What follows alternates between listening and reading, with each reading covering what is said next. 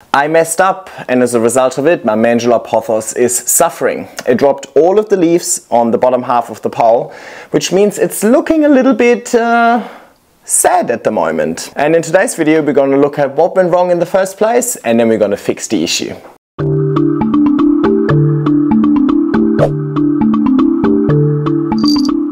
Hey everybody, and welcome back to my YouTube channel. Absolutely love my Manjula Pothos. It's one of the plants that gets the most attention on the internet, and I can totally understand why. It has these absolutely, let me bring you a bit closer. It has these absolutely gorgeous variegated leaves up here, and it is growing well up here. However, the bottom part of the pole is looking a little sad, and that is my doing. I mean, I can't be 100% certain. There can be a combination of things that went wrong, but I'm pretty certain what happened over here is that, you know how I water my plants? I use the bottle upside down technique, and then I let the water dribble through, and I do the crunch test to see if the pole is still moist or not. Let's water moss poles. First, you need a water bottle with some holes in the lid, and you need to make a little cavity at the top of your moss pole that fits the neck of your bottle perfectly. So I just flip it upside down, and from here on, I'll let gravity do the rest for me. The moss makes contact with the water through those little holes, which breaks the surface tension, but at the same time, it is controlling how fast the water is being released. You want the release of water to be slower than the absorption of water by the moss. And 30 minutes later, you want to check the planter to make sure there's no excess water accumulating.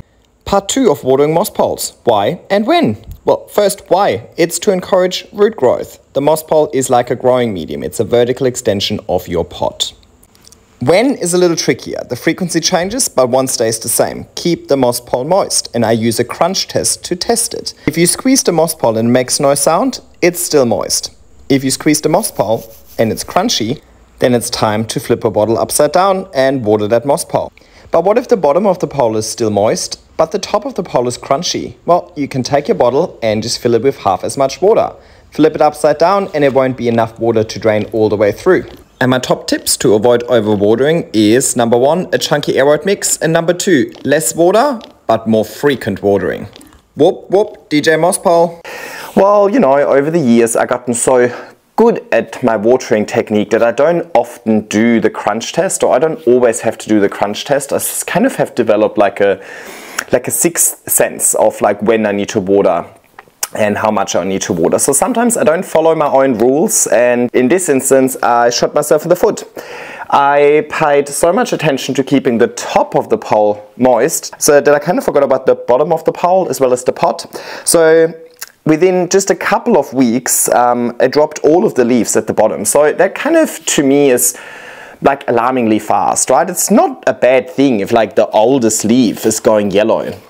That can be natural, right? That's normal. But if it happens in such a fast speed and like multiple leaves going yellow at the same time, my initial instinct is always that it's probably got something to do with the root system. Unhealthy roots can't absorb water, so the plant is going to drop some leaves to sacrifice them, right? Keep in mind that there's 2 poles next to each other over here, so this would be the oldest pole, second and then third. So the first pole over here still has some leaves, and of course they are also going brown and yellow and whatnot, but these leaves would be much older than this one, right?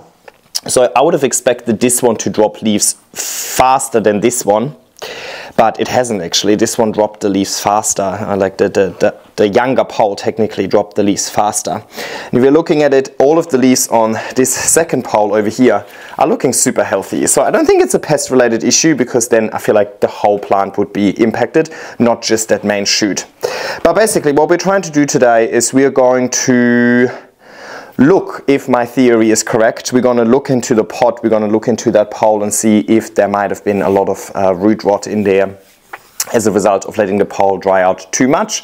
And we're going to give this top part a new life through a chop and extend. So quite a bit to do.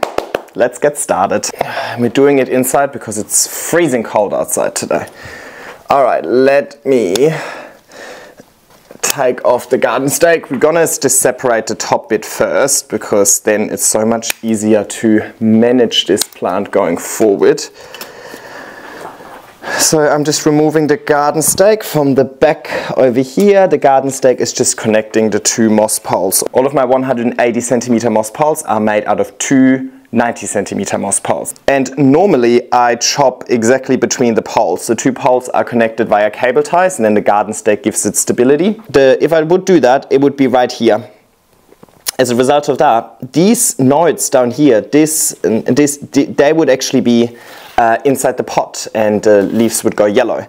I want the pot to be here on those nodes where the leaves are falling off anyway, so you know, I don't need to sacrifice further leaves. So I'm actually going to do a chop and extend that is a little bit different to normally. I'm going to keep this part of the original pole, so I'm going to chop here. So let's do that. But I also am going to separate the two poles from each other.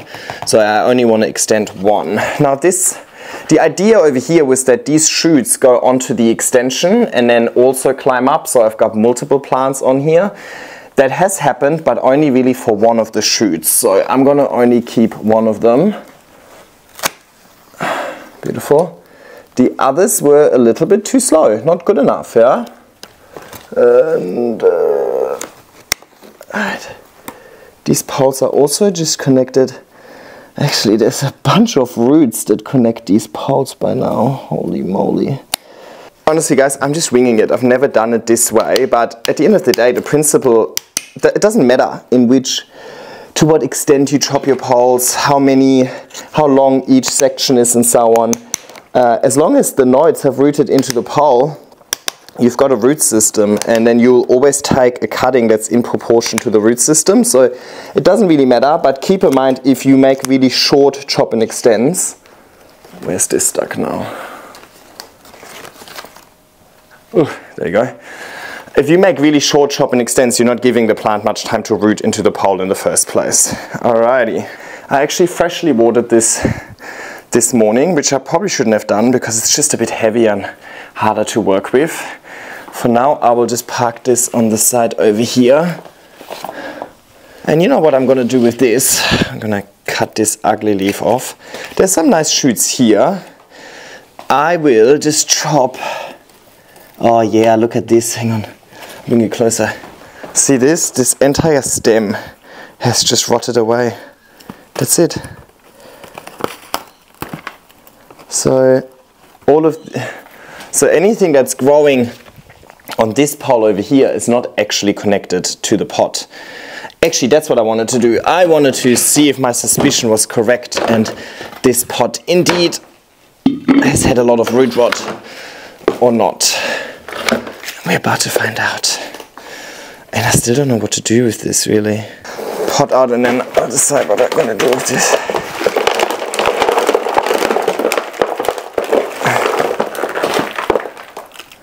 Okay. It smells good. It does not smell like root rot. There are some healthy roots here, but see how chunky these roots are? I believe these are actual roots that came from the top. Okay, it's not as bad as I expected. So maybe it didn't have full-on root rot. You can see some of these existing roots rotted off, and now these are new shoots. The roots are reshooting. But, I mean, you've seen the size of the plant. This is not a ginormous root system down here by any stretch.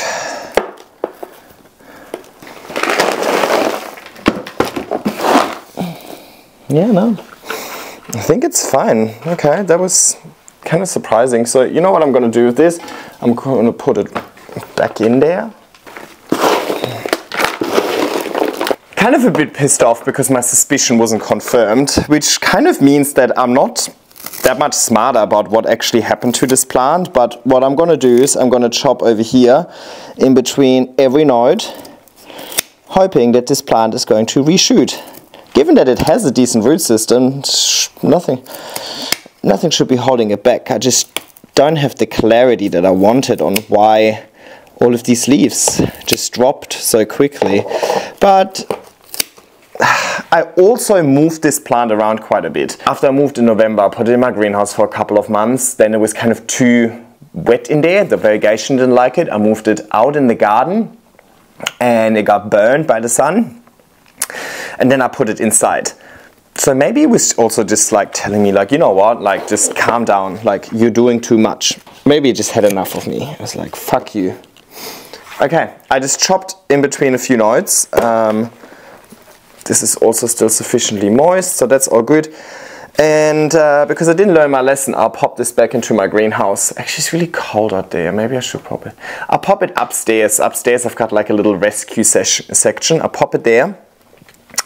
And then I'll let it reshoot. And if it looks nice, I will probably give it to Tim. But at this stage, it's looking a bit not that nice. So don't really want to give this away at this stage. So let's just park this on the side. All right, so over here we've got this hovering cutting over here, but that's okay. It has built some roots into the pole, and I'll pot this up so it will be covered by the pot as well. And then I need to sacrifice these 2 leaves because that's where the pot is going to go. Going to go to a 20 centimeter pot. It was previously in a 25 centimeter pot, but that was mainly because I had 2 plants in there, right? Okay, where I can try and remove a bit of moss from here, but you would actually notice that this plant has thoroughly rooted in here. I don't know if you can see all of these roots, epipremnums, monsteras as well. They don't just grow. See, this is a bit wobbly because this is already an extension. See, there's a bit of wobble, but the garden stake should fix that in a sec, huh? Sorry, too many thoughts at once. What was I saying? Oh yeah, epipremnums, monsteras. I think sometimes philodendron when they get a bit more mature, but don't quote me on that. Can also grow a lot of roots throughout the stem, not just at the node. So this plant has thoroughly rooted into the pole, not just on the nodes, but kind of throughout the whole stem. So I wasn't really able to remove any moss, so I would have just destroyed too many roots. But that's okay.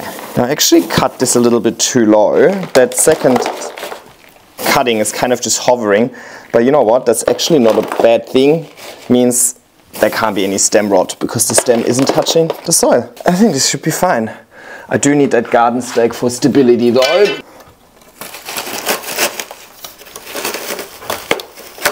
Cable ties.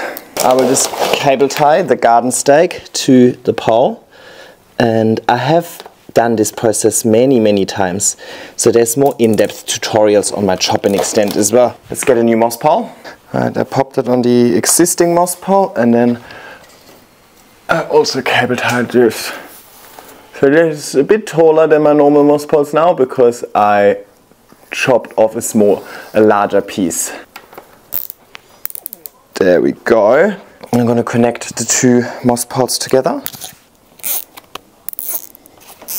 Also, this plant's kind of moving off the pole a little bit.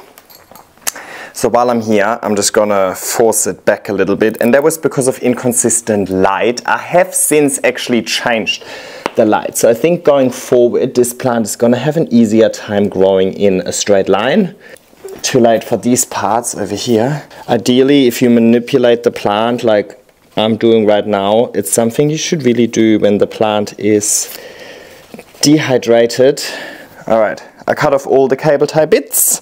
Alrighty, and here we are. It's actually looking so much better as well when I bring it down to eye height. Or seated eye height. I can be lazy and look at it. The leaves look so much bigger once they're down here rather than up there. And I bought it plenty of time. I also just briefly mentioned that I changed the way that it's receiving light. It previously received light from above. That's why you see some of these leaves still pointing up. Just over the last week, I started having the light coming from the front. The leaves at the top have adjusted the fastest, so that's why they're already facing more forward. So I'm really looking forward to what this plant will look like in a couple of months' time, now that it's getting better light exposure from the front. Anyway, let's summarize the video and see what we learned. Or if we learned something. Well, lesson number 1, don't just pay attention to the top of your moss pole. Make sure that all of the moss pole is moist at all times so that the roots can absorb water and you're reducing the risk of root rot. If your roots dry out completely and then you re-wet the moss pole, that's most likely when root rot will occur. That applies to the pot as well. I have had that happen to me a couple of times where I'm so focused on keeping the moss pole moist, I actually underwater the pot. I never actively water the pot, I just let the excess water drip from the pole into the pot. But over the years I've gotten so good at knowing exactly how much water the moss pole needs to stay moist that I kind of forgotten about the pot, sometimes neglecting the root system within the pot. So just keep that in mind as well.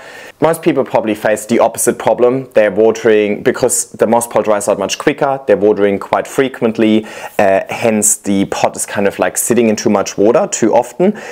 In that instance, just stick to the same frequency and use less volume. I actually need to use more volume of water with my watering to make sure it drains all the way through and not just worry so much about the top. But that is really just my best guess. The root system in the pot hasn't actually confirmed that that's what went wrong. It could have been something different. I'm not too sure. I still don't think it's pests because I still can't see any, but I might just go outside, just hose it down with just some water just to give it a clean spray regardless, because I need to water the plant anyway. But maybe that's the lesson. Maybe sometimes it's not super clear what exactly went wrong with your plants. We are dealing with nature, and yeah, I can have a best guess, but sometimes it might be a combination of many elements and you can't necessarily pinpoint this one thing and turn it into an Instagram reel, unfortunately. However, the saving grace over here is really the moss pole. So often when I get to chop and extend time, my entire plant still looks pretty good because they grow so fast, but in this instance the bottom part of the pole just looked really ugly. So the chop and extend wasn't necessarily just because it was about to reach the top of the moss pole, but also to chop off the ugly leggy bit at the bottom and make this plant look really nice. And it has a root system in proportion to the plant. This plant has thoroughly rooted into the pole, so this should continue growing almost as if nothing happened. So the chop and extend isn't just to keep your plants at a manageable height, it's also to kind of keep them looking good in case they go a bit leggy. And I think that's all we learned, no? That's plenty. Anyway, I'll say goodbye so I can take this plant outside to water it. Thank you so much for watching. Like, subscribe, and leave a nice comment, and I'll see you next time. Bye!